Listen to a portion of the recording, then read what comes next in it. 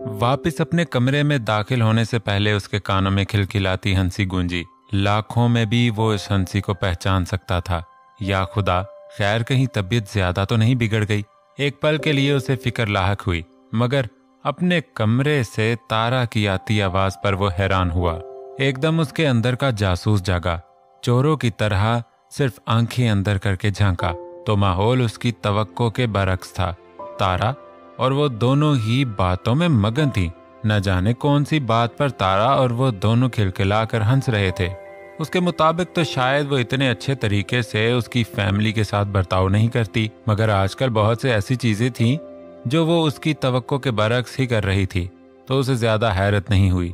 उसका मुस्कुराता चेहरा देखकर उसे सुकून मिला, वरना कल जो उसकी हालत थी वो चांद के लिए नाकाबिले बर्दाश्त थी। मतलब शिकवे शिकायत सिर्फ मुझसे हैं, बाकी सबसे ये बिल्कुल नॉर्मल तरीके से मिल रही है। बट इट्स ओके, बहुत जल्द हमारी जिंदगी भी नॉर्मल हो जाएगी मेरी जंगली बिल्ली। उसके चेहरे का सुकून चांद को अंदर तक पुरसकून कर गया। मैं इस अमल को नहीं छोड़ूंगा। ये तो मेरी जिंदगी में कभी ना 9 में थी और ना 13 में। कभी इसको मैंने आंख उठाकर नहीं देखा और इसने हमारे दरमियान गलत फहमी की इतनी बड़ी दीवार खड़ी कर दी। नादान हो, चांद मलक के जुनून से वाकिफ जो नहीं हो अभी तक। तुमने शायद मुझे हल्के में इसलिए लिया क्योंकि मैं मिशी की हर बात सुनता था, मगर इसका मतलब ये नहीं मैं तुम्हारा ये घटियापन भी बर्दाश्त करूंगा। गलत इंसान से गलत बात पर पंगा ले लिया है तुमने। तुम भूल गई हो कि तुम में और मिशी में जमीन आसमान का फर्क है। मिशी मेरा सब कुछ है और तुम मेरे लिए कुछ भी नहीं। अमल की सोच आते ही उसका गुस्सा सवा नेज़े पर पहुंच गया। मुट्ठियां इतनी जोर से भींच ली जैसे इन मुट्ठियों में अमल हो। सोचों का तसलसल तारा की आवाज पर टूटा। अरसल भैया, अगर आप पूरी तरह अंदर आ जाएंगे तो आप पर कोई कार्रवाई नहीं की जाएगी। चोरी पकड़े जाने पर वो एक पल के लिए खुशियाना हुआ, मगर फिर संजीदगी से अंदर दाखिल हुआ। नहीं, वो मैं बस ये देख रहा था कि पैकिंग हो गई कि नहीं, और अगर हो गई है तो खैर। तारा, तुम ये बैग्स गाड़ी तक लेकर चलो, मैं अपनी भी जरूरी चीजें समेट कर लाता हूँ। और भैया, भाभी की चीजें? वो मिशी के लिए फिक्रमंद हुई। मिशी एक बार फिर उसके इस अंदाज पर मुस्कुराई। अरे हाँ, शॉपिंग से याद आया, आपने देखी अपनी भाभी की शॉपिंग? चांद के सवाल पर उसने बिलावजह मुस्कुराकर नफी में गर्दन हिलाई। क्यों नहीं देखी पागल, इस सारी शॉपिंग में तुम्हारे लिए भी एक सरप्राइज है। रियली भैया? वो खुशी से तकरीबन उछली। चांद ने उनमें से 2 बैग्स उठाकर तारा की तरफ बढ़ाए, जबकि मिशी खामोशी से दोनों बहन भाइयों की इस कार्रवाई को मुलाहजा कर रही थी। एक बैग अपने पास रखकर चांद ने दूसरा बैग उसकी तरफ बढ़ाया। तारा ने बैग को देखकर आंखों ही आंखों में सवाल किया, इसमें क्या है? जबकि चांद को उसका ये अंदाज मुस्कुराने पर मजबूर कर गया। अरे, बैग तुम्हारे हाथ में है, खोलो और देख लो। सर पे हाथ मारकर उसने जैसे अपनी अकल पर मातम किया, मगर जैसे ही बैग खोलकर उसमें से एक खूबसूरत सा सूट निकला तो खुशी के मारे तकरीबन उसकी चीख निकल गई। भैया, आपको याद था? उसे हैरानी हुई। बिल्कुल, मेरी ये प्यारी सी गुड़िया कुछ मांगे और मैं ला कर ना दूं, फिर बात तो नहीं बनती। देखो जरा, कलर का कॉम्बिनेशन भी वही है जो तुमने मांगा था। ऑफ कोर्स भैया, ये उससे भी ज्यादा अच्छा है जिसकी मैंने फरमाइश की थी। वो एक बार फिर चहकी। अब देखना भैया, मैं मदीहा की पार्टी में सबसे ज्यादा प्यारी लगूंगी। वो खुशी से बैग को सीने से लगाकर गोल गोल घूम गई। अच्छा भैया, ये दूसरे बैग में क्या है? अब उसे एक नया तजस्सुस जागा। इस बैग में जो है वो आज मैंने तुम्हें आखिरी बार ला कर दिया है। चांद ने वार्निंग के साथ चॉकलेट का पूरा डब्बा उसकी तरफ बढ़ाया, जिसे देखकर उसे खुशी तो बहुत हुई, मगर आखिरी पैकेट का सुनकर रोनी सूरत बनाकर चांद की तरफ देखा। वहां असर ना होता देख मदद तलब नजरों से मिशी की तरफ देखा। हाँ, बिल्कुल भी एक्टिंग नहीं चाहिए। चांद ने उसके कान खींचे। ये बच्चों वाली चीजें बंद करो, 2 महीने बाद तुम 15 साल की हो जाओगी। मगर भैया, मैं भी तो एक बच्ची हूं ना, उसने मुंह बसोरा। हाँ, बच्ची हो, मगर इतना मीठा अच्छा नहीं। जिस तरह तुम्हारा चॉकलेट्स का शौक बढ़ता जा रहा है, अनकरीब मुझे एक चॉकलेट फैक्ट्री डालनी होगी, और अभी मैं इस हाल में नहीं कि कोई और सरदर्द ले सकूं। उसने मुंह बनाया। जहां तारा को उसका ये अंदाज कहकहा लगाने पर मजबूर कर गया, वो मिशी भी अबरू चुकाई। ओके भैया, मैं ये बैग्स लेकर जाती हूँ, आप दोनों आ जाएं। वो गई तो चांद ने आगे बढ़कर अलमारी में सर घुसाया। फ्रेश हो जाओ, हमें जल्द ही निकलना है। अंदाज इतना संजीदा था कि मिशी ने हैरत से उसकी तरफ देखा। अभी 1 मिनट पहले तो उसका लहजा शहद टपका रहा था, फिर अब खैर जो भी था उसे क्या फर्क पड़ता है। सर झटक कर वो फ्रेश होने चली गई तो चांद ने भी अपना रुका सांस बहाल किया। जालिम, काश तुम जान जाओ, तुमसे इस तरह बात करने पर तुमसे ज्यादा दुख मुझे हुआ है। या अल्लाह, सब ठीक कर दे, मुझे हमारे रिश्ते में लड़ाइयाँ और तनाव नहीं चाहिए। उसने दिल से दुआ की। घर में एक बार फिर से अफरा तफरी फैली थी, मगर इस बार किर्रत के साथ साथ असवद ने भी नौकरों की दौड़ें लगवा रखी थीं। आज सलीम और बाकी की फैमिली आ रही थी। उन सब के लिए कमरे तैयार करवाने थे। वैसे तो मलक हाउस इतना बड़ा था कि अगर 4 फैमिलीज और आकर रहने लग जाएं तो भी जगह कम ना पड़े, मगर क्योंकि सारे कमरे इस्तेमाल नहीं थे, इसी वजह बंद कमरों को खुलवा कर सफाई करवानी थी। असवद, आप भी ना एकदम से सर पर धमाका करते हैं। वो रूहान सी हुई। अर्रे किरत, मैं कब से बोल तो रहा हूँ, इतना स्ट्रेस लेने की कोई जरूरत नहीं है, मैं करवा रहा हूँ ना सब। तुम यहाँ आराम से बैठो और सिर्फ ऑर्डर दो कि कौन सी चीज कहाँ सेट करनी है। उसने किर्रत को सोफे पर बिठाया। असवद, आप भी ना कमाल करते हैं, ऐसे थोड़ी ना शादी के घर में बैठे बिठाए काम हो जाता है। वो सच में झुंझलाई हुई थी। ये लें। मुस्तफा ने उनके सामने जूस का गिलास बढ़ाया। जहां किर्रत ने उसकी तरफ मुस्कुरा कर देखा, वहां असवद ने उसे आंखें छोटी करके घूरा। आप मुझे बताएं क्या क्या करना है, फिर देखिएगा, चुटकी बजाने से पहले वो काम हो जाएगा। मुस्तफा का अंदाज अपनायत लिए था, मगर असवद को उसका ये अंदाज बिल्कुल पसंद नहीं आया। अरे नहीं नहीं बेटा, हम तुमसे कोई काम कैसे करवा सकते हैं, तुम मेहमान हो इस घर के। असवद ने अपनी तरफ से उसे साफ लफ्जों में मना कर दिया था, मगर जवाबन मुस्तफा ने उसे मुस्कुरा कर देखा। अरे अंकल, बेटा भी बोलते हैं और फिर तकल्लुफ भी करते हैं। अब आपने मुझे बेटा बोल दिया है तो मैं भी इस घर का ही फर्द हुआ, तो अब आप सब मुझसे कोई भी काम बिना झिझके करवा सकते हैं। उसकी बातों पर असवद ने ना चाह कर भी मुंह का जाविया बिगाड़ा। किर्रत ने भी उसके इस तरह के जाविये बनाने पर घूरा, जिसका असवद पर रत्ती बराबर असर ना होता देखकर उसने बेचारगी से मुस्तफा की तरफ देखा, मगर उसका मुस्कुराता चेहरा देखकर उसने सुकून का सांस लिया। इन सब के लिए ये दिन खुशियों भरे थे, इसीलिए किर्रत इन दिनों कोई टेंशन, झगड़ा और बदनज़मी नहीं चाहती थी। मुस्तफा शाह इन सब कामों में इसलिए बढ़ चढ़कर हिस्सा ले रहा था कि शादी किसी और की नहीं बल्कि उसकी सगी बहन की थी। तभी वो नहीं चाहता था कि कोई कमी रह जाए। फिक्र ना करें, अब हम सब आ गए हैं तो सारा काम हो जाएगा। चंबेली की आवाज पर किर्रत ने जूस का खाली गिलास एक तरफ रखा और खुश दिली से उनकी तरफ बढ़ी। एक नजर तारा के और चांद के साथ खड़ी उस संजीदा लड़की की तरफ देखा, जो बिलाशुबा बहुत प्यारी थी। पहली नजर में ही वो किर्रत को नूर की तरह डरी सहमी नहीं लगी और उसके मुताबिक ये बात अच्छी थी। आंखों ही आंखों में उसने चांद को मिशी के हवाले से दाद दी, जो उसने मुस्कुरा और हल्का सा सर झुकाकर वसूल की। सुबह सुबह खुद तैयार होकर उसने एक नजर नूर की तैयारी को देखा। वो तो सादा कपड़ों में बाहर जा रही थी, मगर ये रूप की जिद थी कि वो अब शादीशुदा हैं। आज उनका इसमें पहला दिन है, तभी वो इस वक्त गुलाबी और ब्लैक कंट्रास्ट की पाँव को छूती फ्राक पहने, बालों की ढीली ढाली चोटी, आंखों में काजल की धार और लबों पर सिर्फ लिप ग्लॉस लगाए। सादा सी तैयार होकर भी वो बहुत खूबसूरत लग रही थी। सर पर सलीके से दुपट्टा जमाकर वो छोटे छोटे कदमों से रूप का साथ दे रही थी। इस वक्त शायद वो दोनों डाइनिंग टेबल पर जा रहे थे। रूप न जाने उससे कौन कौन सी बातों में लगी थी, जबकि वो ये सोच रही थी कि उसे देखकर बाकी लोगों का क्या रिएक्शन होगा। ना तो वो यहाँ मनचाही बहू है और ना ही कल उसे देख किसी को कोई खास खुशी हुई, और होगी भी क्यों। यूं अचानक उनके बेटे ने उससे निकाह कर लिया। वो जानती थी इस तरह की सिचुएशन में सारा इल्जाम सिर्फ लड़की पर ही आता है कि उसी लड़की ने दाना डालकर पता नहीं कौन कौन सी अदाएं दिखाकर हमारे बेटे को फंसाया होगा, और न जाने कैसे कैसे जुमले उसके दिमाग में मुसलसल गर्दिश करने लगे। एकदम सारे जिस्म में थकावट फैल गई, पाँव मन मन भर के हो गए, आंखों में नमी तैरने लगी। लब भींचकर खुद को कंपोज करने की कोशिश की। अब जो भी होगा यही उसका मुकद्दर होगा। इन्हीं सोचों के भंवर में उलझे उलझे उसकी नजर सामने से आते अरसल पर पड़ी। एक पल के लिए दोनों की नजरें टकराईं। नूर ने पल में अपनी नजरें झुकाईं, मगर अरसल की नजरें तो जैसे उसके नाजुक सरापे में उलझ कर रह गई थी।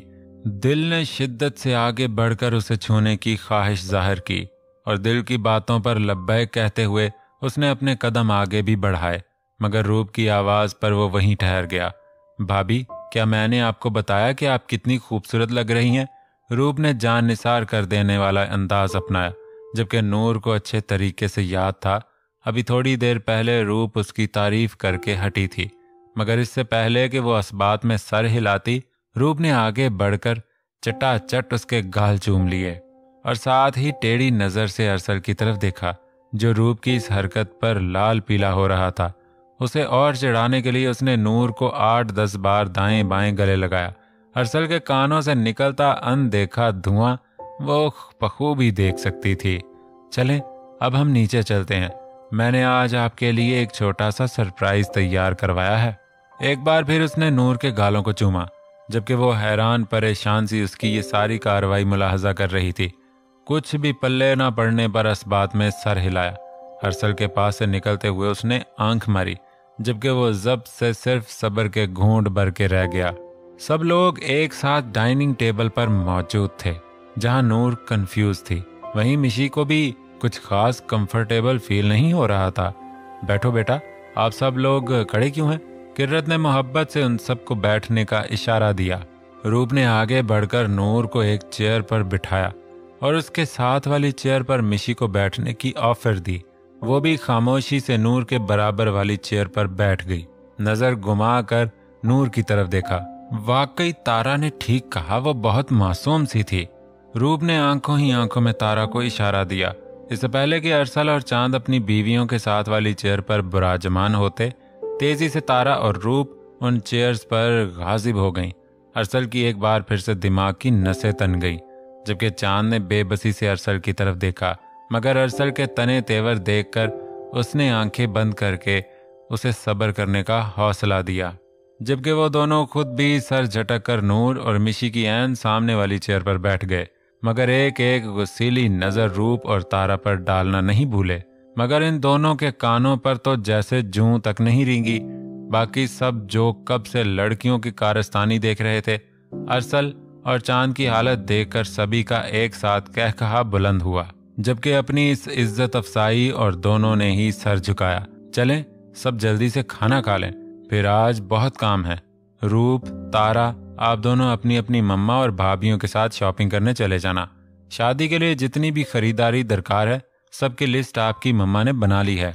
बस आप सब ने उनकी हेल्प करवानी है और उन्हें ज्यादा टेंशन नहीं लेने देनी।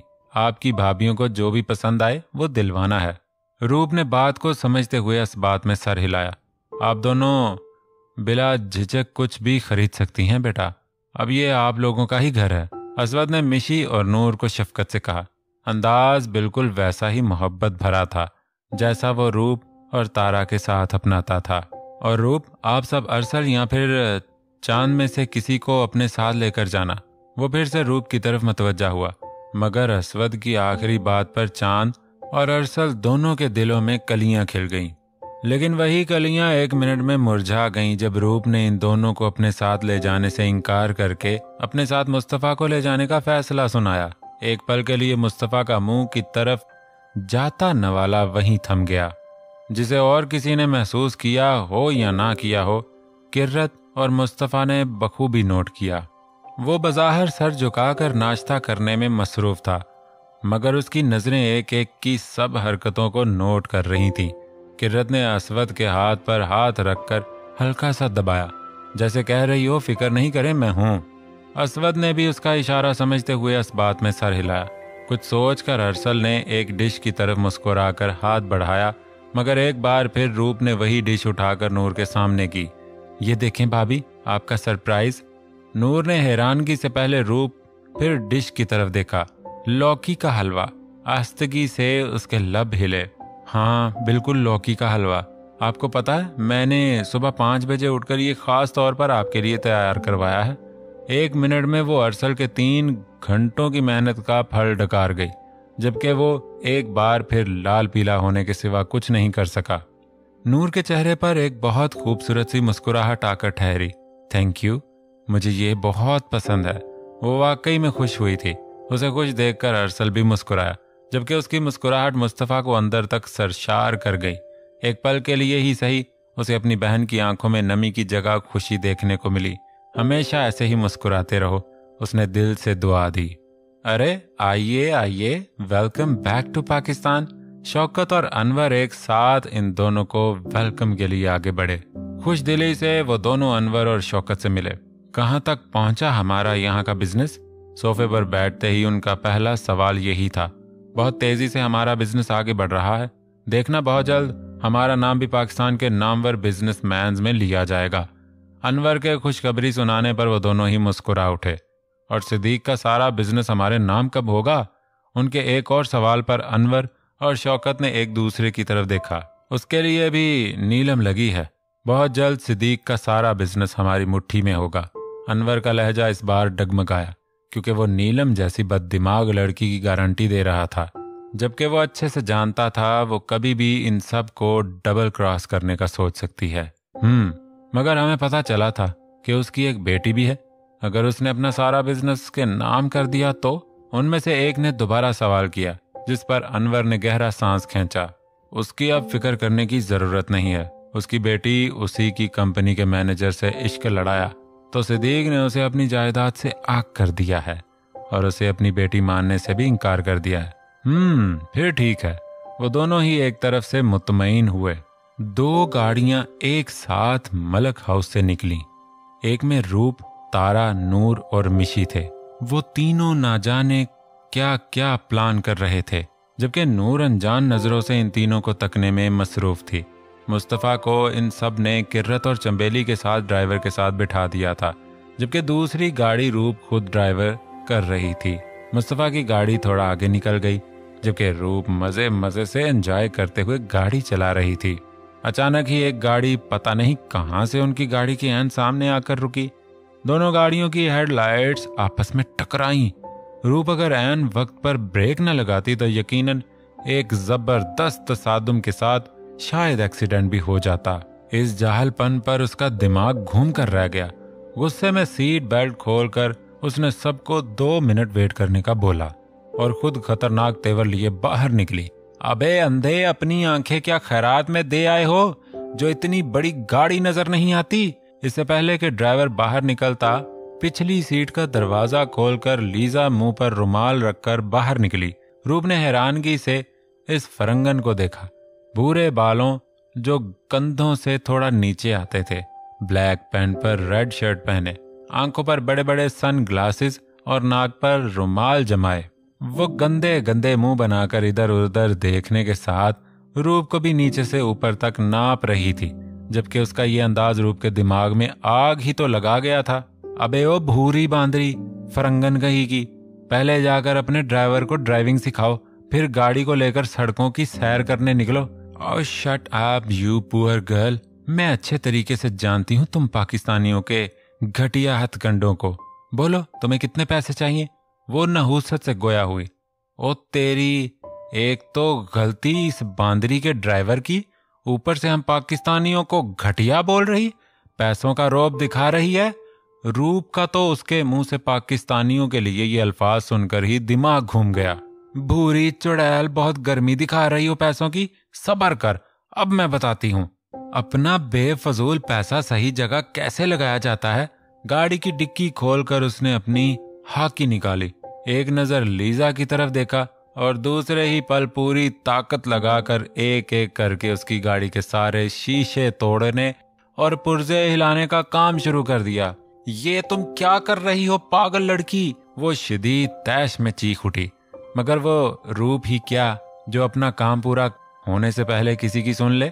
जबकि ये सारा फसाद देकर नूर गाड़ी में बैठकर थर थर कांपने लग गई। वहीं मिशी ने दाद देने वाली नजरों से रूप को देखा, जबकि तारा तालियां बजा बजा कर रूप की हौसला अफजाई करने में लगी थी। अब सही हो गया। लीजा की गाड़ी को खाली डब्बा बनाकर उसने सुकून का सांस लिया। ये तुमने क्या कर दिया जाहिल लड़की, वो एक बार फिर चीखी, जबकि रूप का पुरसकून अंदाज काबिले दीद था। मदद मदद मेरी जान, तुम्हारे पास बहुत पैसे हैं तो अपने बेजा पैसों से अपनी ही गाड़ी ठीक कराओ, और हाँ, अगर और जरूरत पड़े तो मुझसे मांग लेना। रूप ने उसे उसी के अंदाज में जवाब दिया और सर झटक कर अपनी गाड़ी की तरफ बढ़ी। पीछे से वो ना जाने क्या क्या ऊल फूल बक रही थी, मगर वहां परवाह किसे थी। रूप ने उसके घमंड को चकना चूर कर दिया था, यही बहुत था। अरे ये रूप की गाड़ी कहाँ रह गई, अभी तो हमारे पीछे पीछे थी। किर्रत को फिक्र लाहक हुई। हाँ, मैंने भी देखा था, कुछ देर पहले हमारे ही पीछे आ रही थी उनकी गाड़ी। चंबेली भी परेशान हुई। मुस्तफा बेटा देख कर आना जरा, कहाँ रह गई ये लड़कियां। किर्रत ने मुस्तफा को उनको ढूंढ लाने का कहा। ठीक है, आप दोनों मॉल के अंदर जाएं, मैं बस 5 मिनट में उनको ढूंढ कर लाता हूँ, ज्यादा परेशान ना हो, वो शायद ट्रैफिक में फंस गई होंगी। उसने इन दोनों को ही तसल्ली दी। तुम यहीं रुको। ड्राइवर को वहीं रुकने का बोलकर वो खुद गाड़ी की तरफ बढ़ा और गाड़ी में बैठकर एक बार फिर कार को उन्हीं रास्तों की तरफ गामजन किया जहां से वो अभी यहां तक आए थे। थोड़ी दूर जाकर उसे लोगों का छोटा सा मजमा दिखाई दिया। ये रश अभी से 5 मिनट कबल तो नहीं था। गाड़ी से उतरकर वो लोगों की भीड़ को चीरता हुआ आगे बढ़ा, मगर सामने का मंजर देखकर उसने सर पर हाथ मारा। सामने ही रूप हाथ में हाकी पकड़े किसी गाड़ी के शीशों का सत्यानाश करने में लगी थी। मुस्तफा ने हंस कर सर पर हाथ मारा, मगर दूसरे ही पल ये मुस्कुराहट कोसों दूर चली गई जब नजर लीजा के गुस्से से फिंकारते चेहरे पर गई। ये यहाँ, ये पाकिस्तान कब आई? वो हैरान हुआ, मगर दूसरे ही पल उसकी आंखें लहू रंग हो गईं। वहां अब अजीब सी वहशत ने आन बसेरा कर लिया था। वेलकम वेलकम, तुम आई हो तो मतलब तुम्हारा बाप और वो चाचा भी आया होगा। सच कहते हैं जब गीदड़ की मौत आती है तो वो बिना सोचे समझे शहर की तरफ भागता है, जबकि जंगल से ज्यादा खतरा उसे शहर में होता है। मगर तुम किस लिए आई हो ये भी मैं अच्छे से जानता हूँ, मगर इस बार मुझे टके की फिक्र नहीं। तुम्हें तो मेरी शेरनी ही टेढ़े हाथों ले लेगी। एक ट्रेलर तो तुमने आज अपनी आंखों से देख भी लिया, वो ख्यालों में ही लीजा से मुखातिब था।